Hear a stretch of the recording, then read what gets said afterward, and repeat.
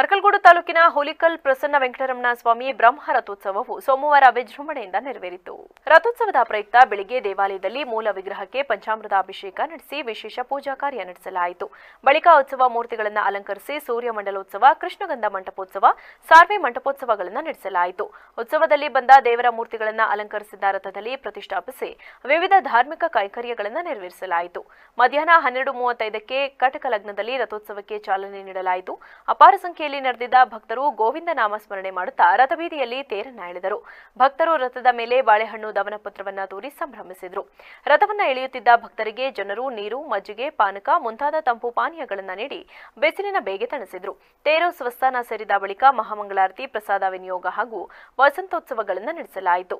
ರಥೋತ್ಸವದ ಪ್ರಯುಕ್ತ ನೆರೆದಿದ್ದ ಜಾತ್ರೆಯಲ್ಲಿ ಪೂಜಾ ಸಾಮಗ್ರಿ, ಅಲಂಕಾರಿಕ ವಸ್ತುಗಳು, ಸಿಹಿ ತಿನಿಸು, ತಂಪು ಪಾನೀಯಗಳ ಮಾರಾಟ ಭರ್ಜರಿಯಾಗಿ ನಡೆಯಿತು. ನಿವೃತ್ತ ಪೊಲೀಸ್ ಅಧಿಕಾರಿ ಎಚ್ಆರ್ ಕಸ್ತೂರಿ ರಂಗನ್ ರಥೋತ್ಸವದಲ್ಲಿ ಭಾಗವಹಿಸಿದರು. ರಾತ್ರಿ ಅವರೋಹಣ, ಶಾಂತೋತ್ಸವ, ಆಂದೋಳಿಕೋತ್ಸವ ನಡೆಯಿತು.